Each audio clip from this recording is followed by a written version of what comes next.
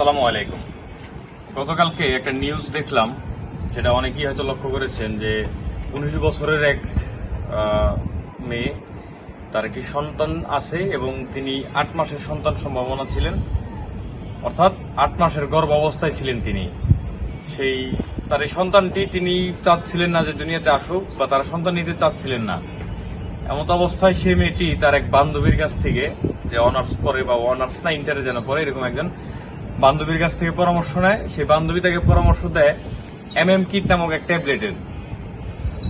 MM kit tablet খাওয়ার পরে সেই 8 মাসের বাচ্চা তো তার পেটেই মারা যায় এবং এমন পরিমাণে রক্তক্ষরণ হয়, শেষে সেই 19 বছরের মেয়েটাও কিন্তু মারা যায়। এই নিয়ে মেয়েটার শ্বশুর বাড়ি সম্ভবত গাজীপুর, বাবার বাড়ি হয়তো গাজীপুরই হবে।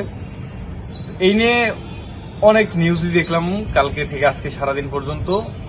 এখন ছেলে, যার স্ত্রী, ওই যে মেয়েটা মারা গেছে তার স্বামী, সে কিন্তু তাকে কবর দেওয়ার জন্য বাধা দিয়েছেন তার বাড়িতে, যে যেহেতু তিনি একটা অন্যায় কাজ করেছেন, মারা গেছে। এইটা একটা সাইড। আরেকটা সাইড হচ্ছে যেটা সব থেকে গুরুত্বপূর্ণ এবং ইম্পর্টেন্ট যে সাইডটা, সেই সাইডটাই মানুষ কিন্তু ভুল করে যাচ্ছে। মানুষ শুধু এই বিষয়টাই নিয়ে পড়ে আছে যে তার স্বামী তাকে দাফন করতে দিল না, কিন্তু আমাদের সব থেকে যে ইম্পর্টেন্ট বিষয়টা, যে ঘটনাটা কেন ঘটলো, সেটা কিন্তু আমাদের দেখার খুবই গুরুত্বপূর্ণ। বিষয়টা হচ্ছে সেখানেই MM কিট কারা খাবে। MM কিট হচ্ছে তাদের জন্য যারা হচ্ছে আনফরচুনেট কনসিভ করে ফেলেন, তাদের জন্য হচ্ছে MM কিট। 8 মাস বাচ্চা আপনার পেটে চলে আসে, আর 1 মাস পরে বাচ্চাটা দুনিয়ার মুখ দেখতো, সেই বাচ্চাটাকে আপনি MM কিট খাওয়াতে পারেন না।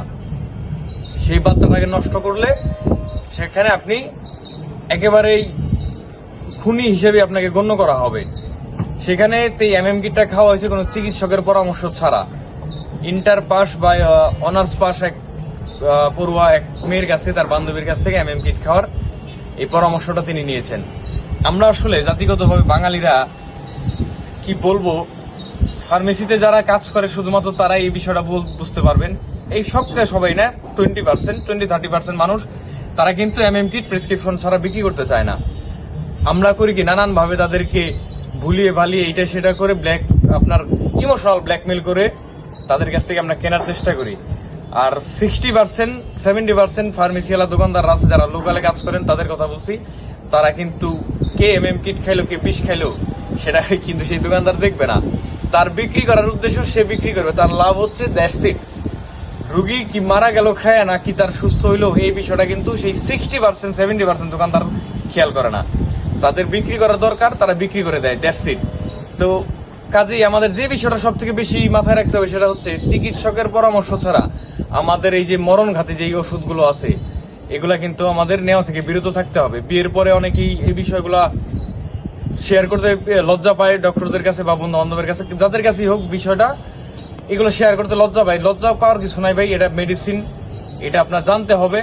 অনেক সময় আমরা দেখি যে কন্ট্রাসেপটিভ পিলের ব্যাপারেও অনেক নিষেধাজ্ঞা দেওয়া থাকে, কিন্তু সেগুলোও কিন্তু আরামসে মানুষ ইউজ করতেছে, খাওয়াইতেছে নারীদেরকে, তাদের ফার্টিলিটি ফল ডাউন করতেছে, সেটা কিন্তু তারা বুঝতেছে না।